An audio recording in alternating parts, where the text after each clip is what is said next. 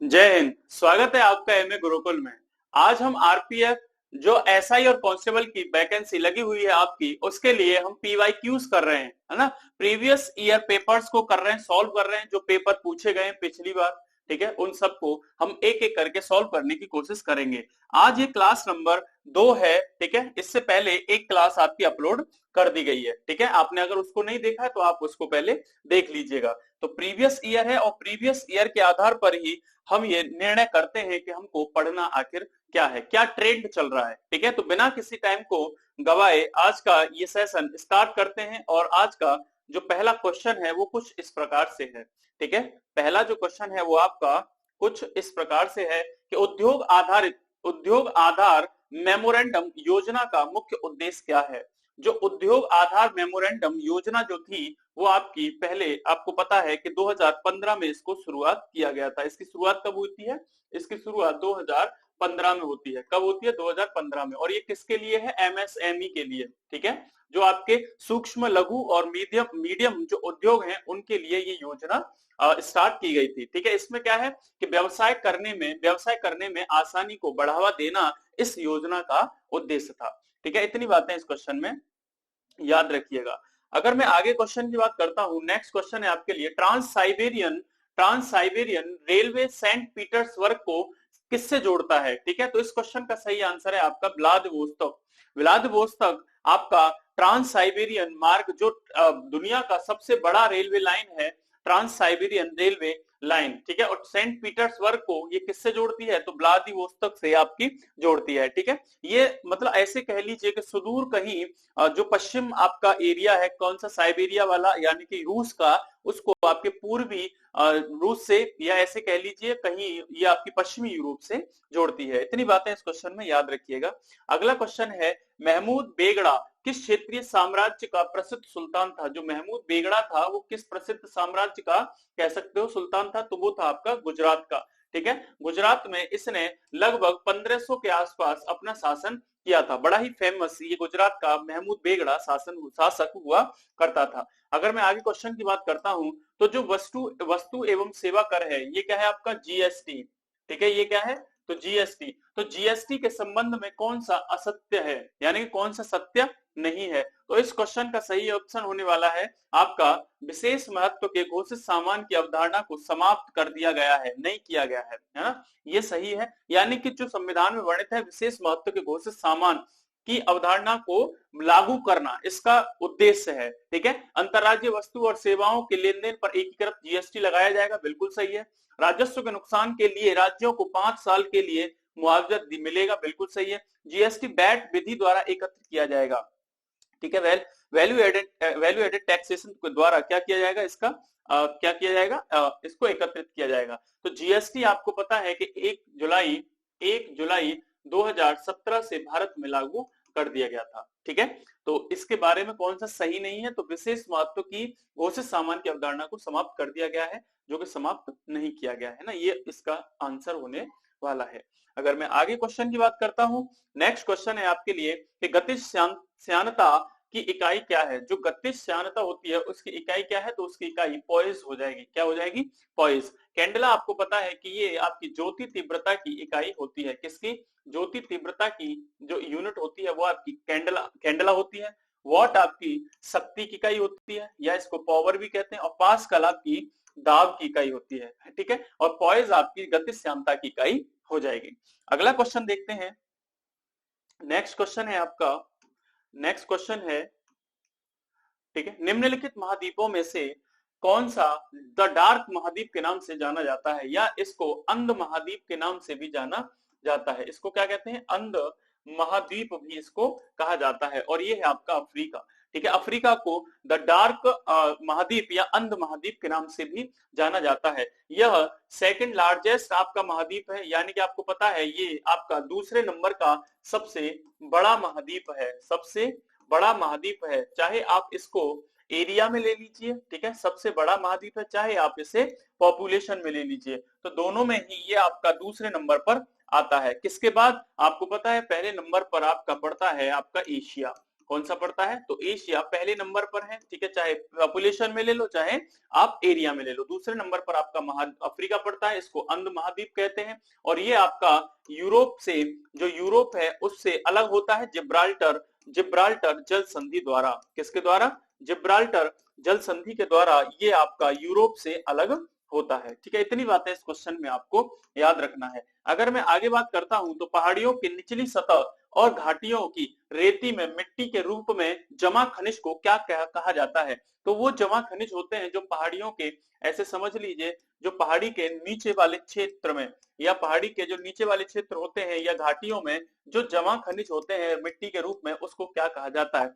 तो इसको आप क्या कहते हो? इसको कहते हो प्लेजर प्लेजर डिपॉजिट। क्या कहा जाता है इसको?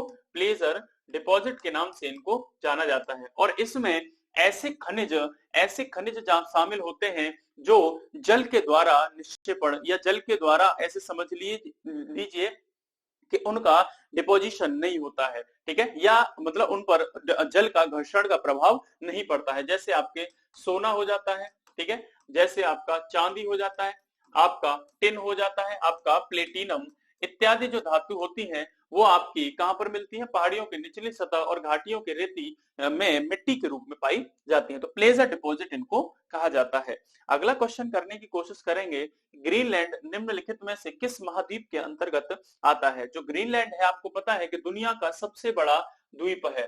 दुनिया का सबसे बड़ा द्वीप कौन सा है? आपका सबसे बड़ा द्वीप कौन सा है? तो ये हो जाता है आपका ग्रीनलैंड, ठीक है, सबसे बड़ा द्वीप है ये ग्रीनलैंड हो जाता है। और ये आपका उत्तरी अमेरिका के क्षेत्र में आता है, ठीक है। अगर मैं ग्रीनलैंड को आपको दिखाने की कोशिश करूं तो ये आपका उत्तरी अमेरिका वाला रीजन है, ठीक है, ये आपका उत्तरी अमेरिका वाला है, ये आपका दक्षिणी अमेरिका है। और इसी के पास में, ठीक है, इसी के पास में ये वाला जो क्षेत्र पड़ता है ये आपका ग्रीनलैंड होता है, ठीक है, ये क्या होता है? आपका ग्रीनलैंड, ठीक है। और ये आपका अटलांटिक महासागर होता है। इधर आपका यूरोप पड़ जाता है और इधर आपका ये आपका कौन सा महादेश है? ये आपका अफ्रीका महादेश है, ठीक है। तो ग्रीनलैंड आपका अटलांटिक महासागर में कहीं किसके किसके क्षेत्र में आता है? तो उत्तरी अमेरिका के क्षेत्र में ये आता है। इतनी बातें इस क्वेश्चन में याद रखिएगा। अगला करते हैं, आधुनिक ओलंपिक खेल कितने दिनों के लिए आयोजित किए जाते हैं? तो ये आपके 16 दिनों के लिए आयोजित किए जाते हैं। अगर मैं आधुनिक ओलंपिक खेलों की बात करता हूं तो इनकी शुरुआत सबसे पहले यूनान में होती है।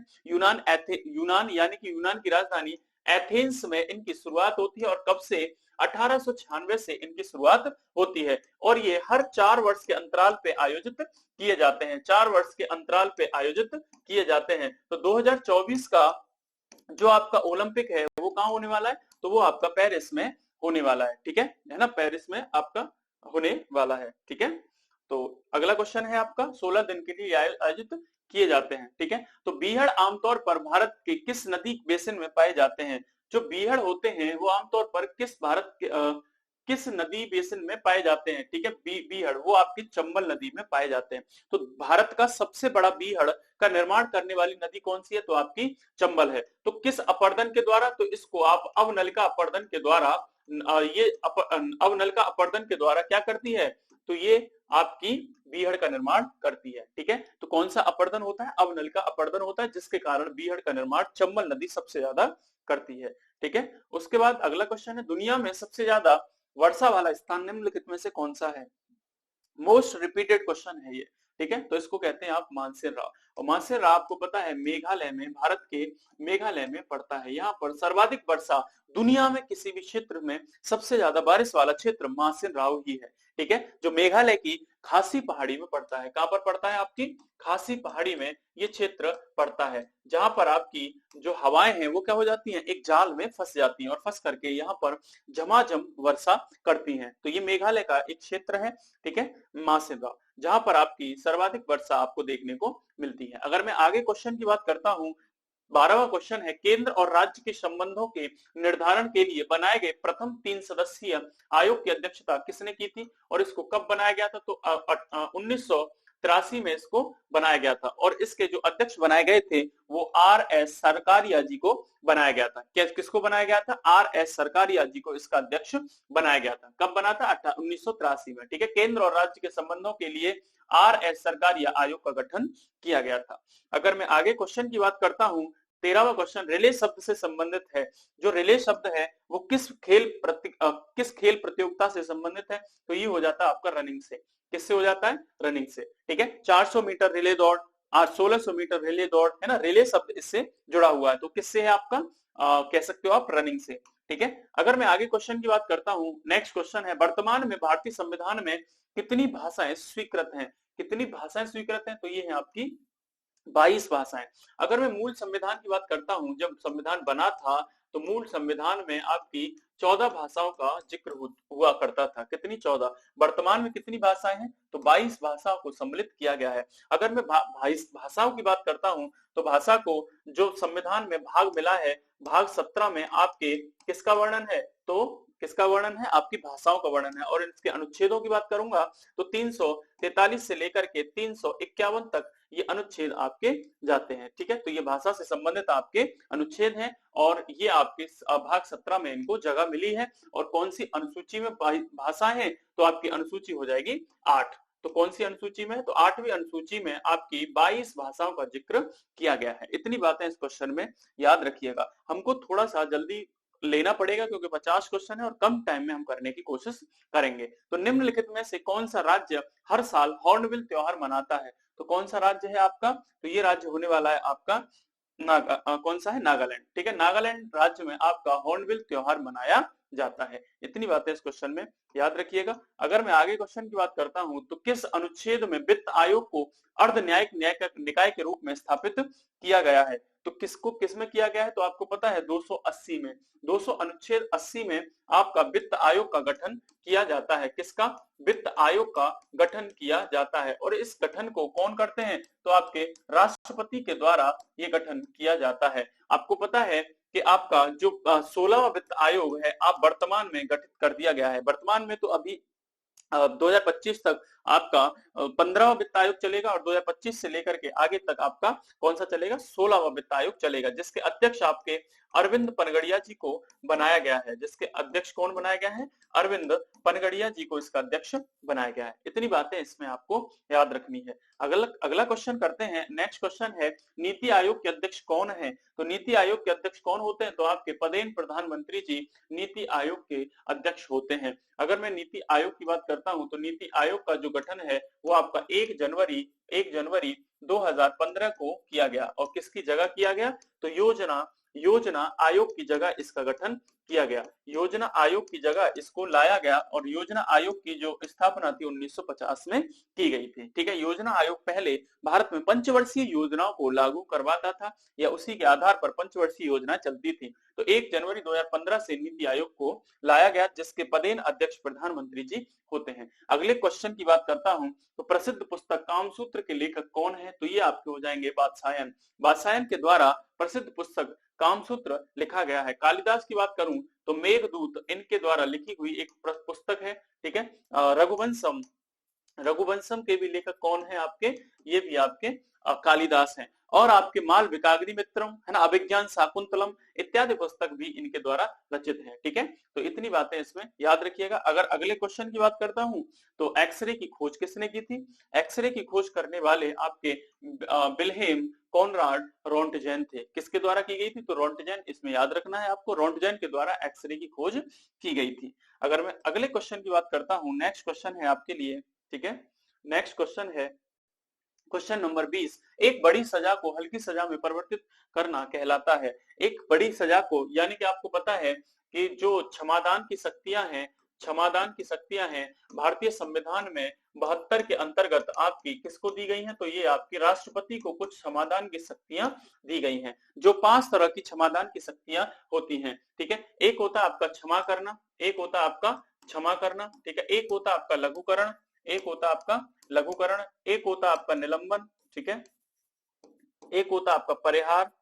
ठीक है, ठीक है, एक होता क्षमा, लघुकरण, और एक होता आपका परिहार, निलंबन, और एक होता आपका दंड विराम। ठीक है, तो ये आपकी क्या होती है? 5 तरह की आपकी क्षमादान की शक्तियां होती हैं। अगर मैं वही एक बड़ी सजा को हल्की सजा में बदलने को क्या कहेंगे आप? तो लघुकरण कहेंगे। इस क्वेश्चन का सही ऑप्शन है आपका लघुकरण।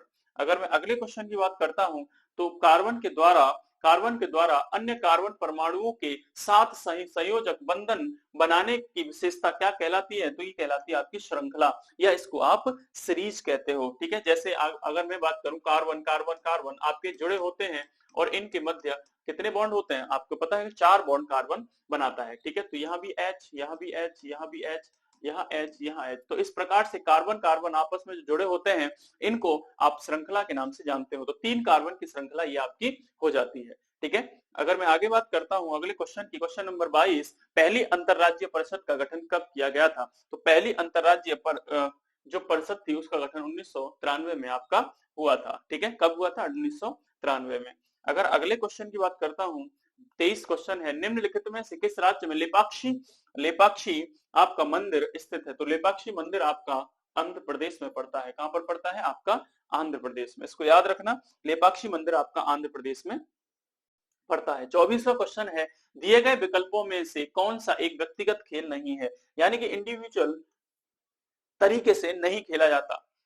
लंबी कूद में अकेला व्यक्ति भाग लेता है, मैराथन में भी अकेला, स्प्रिंट में भी अकेला, लेकिन खो खो में एक टीम होती है। खो खो में क्या होता है? एक टीम होती है, टीम के द्वारा नेतृत्व किया जाता है। तो इसमें क्या है? कौन सा व्यक्तिगत खेल नहीं है? तो आपका खो खो हो जाएगा। ठीक है, अगला क्वेश्चन बात करता हूं, नेक्स्ट क्वेश्चन है आपका, जय जवान जय किसान का नारा किसने दिया था?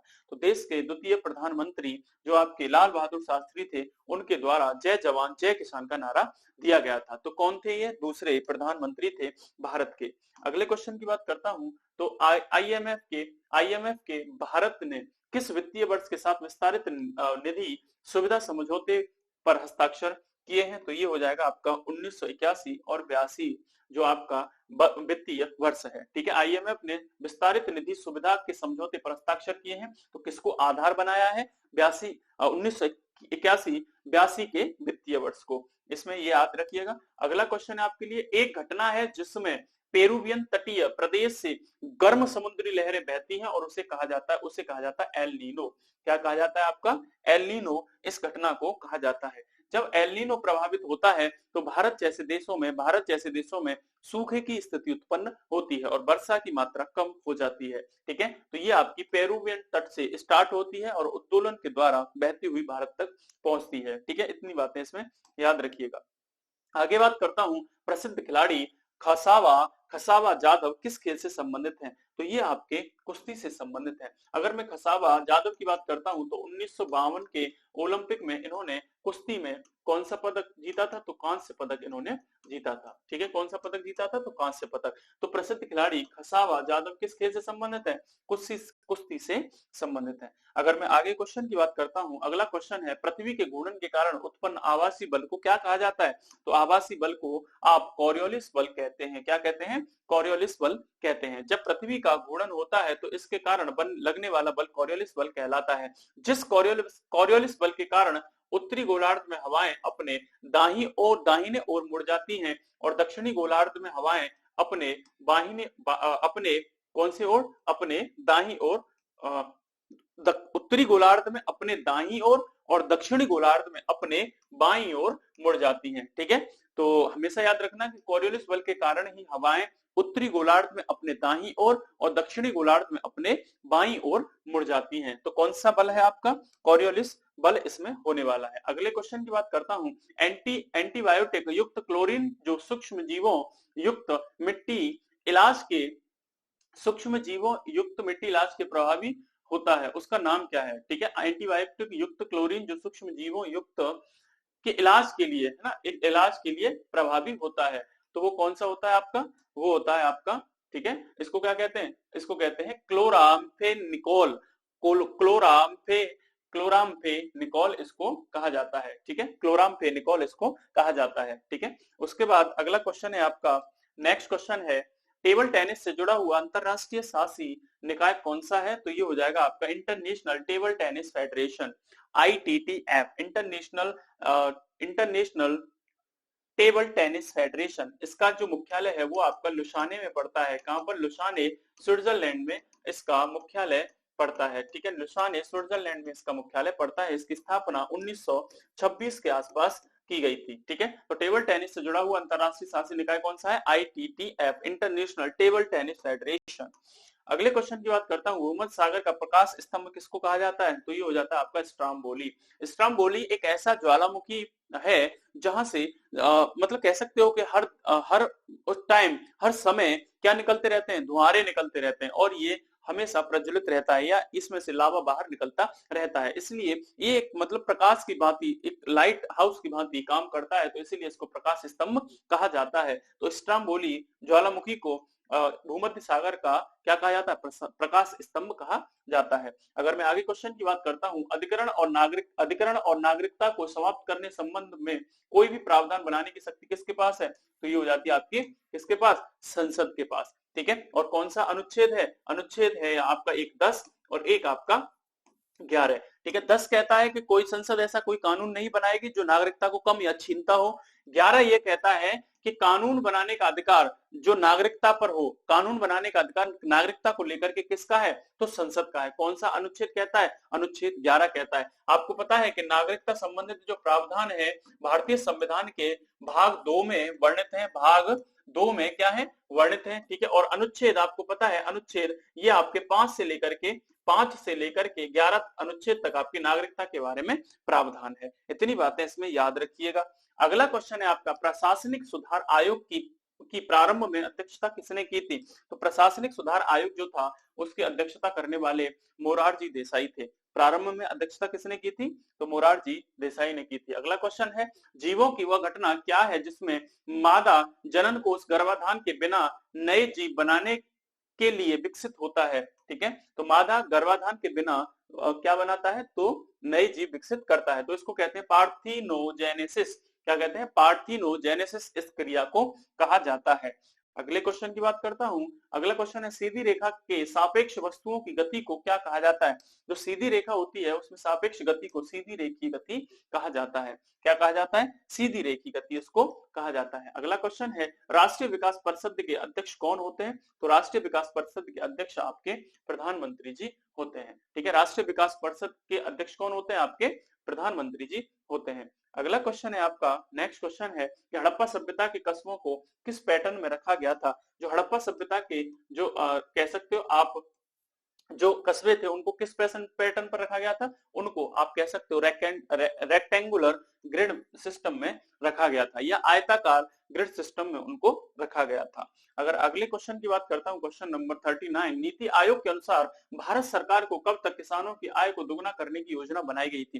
प्रीवियस ईयर क्वेश्चन है ये, तो कब तक था आपको पता है? 2022 तक था, है ना। इस क्वेश्चन का आंसर हो जाएगा 2022। ठीक है, अगला क्वेश्चन बात करते हैं। नेक्स्ट क्वेश्चन है कि ताप के स्थानांतरण को किस उपकरण में मापा जाता है? ठीक है, ताप के स्थानांतरण को किस उपकरण में मापा जाता है? ठीक है, इस क्वेश्चन का सही ऑप्शन होने वाला है मैनोमीटर।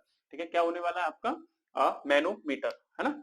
अगले क्वेश्चन की बात करता हूं। नेक्स्ट क्वेश्चन है आपका, किस अनुच्छेद के तहत संसद राज्य या केंद्र शासित प्रदेश के भीतर आवास को रोजगार के लिए एक शर्त निर्धारित कर सकती है? ठीक है, तो ये हो जाता है आपका 16। अनुच्छेद 16 के अंतर्गत रोजगार के अवसर की समानता है, अवसर की समानता है रोजगार में, नियोजन में। ठीक है, तो वही आप क्या कर सकते हो? केंद्र शासित प्रदेश के भीतर आवास को रोजगार के लिए एक शर्त निर्धारित करवा सकते हो। अनुच्छेद 16 के अंतर्गत ये शक्ति प्राप्त है। अगले क्वेश्चन की बात करता हूँ, क्वेश्चन नंबर 42 है आपका कि महायान शब्द किस धर्म से संबंधित है? आपको पता है महायान और आपका एक शब्द है आपका हीनयान, ये दो शब्द आपके बौद्ध धर्म से संबंधित है। किससे संबंधित है? बौद्ध धर्म से आपके दोनों शब्द संबंधित है। तो इस क्वेश्चन का सही ऑप्शन होने वाला है आपका बौद्ध धर्म। अगले क्वेश्चन की बात करता हूं। नेक्स्ट क्वेश्चन है, मधुमक्खी के छत्ते के रखरखाव को किस नाम से जाना जाता है? तो किस नाम से जाना जाता है? तो इसको एपीकल्चर के नाम से जाना जाता है। हॉर्टिकल्चर आपको पता है बागवानी आपका हो जाता है। अगले क्वेश्चन की बात करता हूं, लोथल का प्राचीन हड़प्पा सभ्य किस राज्य में स्थित था? जो लोथल था वो किस राज्य में अवस्थित है? तो आपका गुजरात में। और लोथल से आपको पता है गोदीवाड़ा, या आप कह सकते हो यहाँ से बंदरगाह के प्रमाण मिले हैं। ठीक है, और ये किस नदी के किनारे है? तो ये आपका भोगवा नदी के किनारे पड़ता है। किस नदी के किनारे है? भोगवा नदी के किनारे आपका लोथल पड़ता है। ठीक है, इसके साथ अगला क्वेश्चन है 45, हिंडोला महल और जहाज महल किस क्षेत्रीय वास्तुकला शैली से संबंधित हैं? तो ये आपके हो जाते हैं मांडू क्षेत्र से। क्या है इसका? मांडू क्षेत्र इसका हो जाता है। अगला क्वेश्चन है पेरिप्लेटा अमेरिकाना का साधारण नाम क्या है? पेरिप्लेटा अमेरिकाना का नाम है आपका अमेरिकन कॉकरोच। इसको क्या कहा जाता है? अमेरिकन कॉकरोच को पेरिप्लेटा अमेरिकाना के नाम से जाना जाता है। अगर मैं आगे क्वेश्चन की बात करता हूं, राष्ट्रपति का अध्यादेश जारी किया जा सकता है तो कब तक होता है? राष्ट्रपति को विशेष रूप से उल्लेख किए गए प्रावधानों पर या समान सीमा वाले प्रावधानों पर संसदीय अधिनियम के रूप में। यानी कि जैसे संसद कोई किसी भी विधेयक को पास करती है या किसी कानून बनाती है, उसी प्रक्रिया द्वारा राष्ट्रपति का जो अध्यादेश है अनुच्छेद 123 के तहत तो समान संसदीय अधिनियम के रूप में उसको लागू किया जाएगा। अगले क्वेश्चन की बात करता हूं, आज का लास्ट क्वेश्चन है भारत में चिश्ती संप्रदाय किसने स्थापित किया था? तो इस क्वेश्चन का सही ऑप्शन हो जाएगा मोइनुद्दीन चिश्ती। और इनकी जो मोइनुद्दीन चिश्ती हैं, इनकी जो दरगाह मिलती है वो कहां पर मिलती है? अजमेर राजस्थान में इनकी दरगाह मिलती है। ठीक है, तो हमने जल्दी जल्दी क्वेश्चन इनको करने की कोशिश की क्योंकि हमें आगे भी प्रैक्टिस सेट लाने हैं और कम समय में हमको करने की कोशिश करनी है। ठीक है, तो आज के लिए इतना ही था। अगर आपने अभी तक वीडियो को या इस सेशन को लाइक नहीं किया तो लाइक कर दीजिएगा, शेयर कर दीजिएगा और अगर चैनल को सब्सक्राइब नहीं किया तो चैनल को सब्सक्राइब भी कर लीजिएगा। ठीक है, आज के सेशन में इतना ही है, मिलते हैं अगले सेशन में। जब तक के लिए जय हिंद।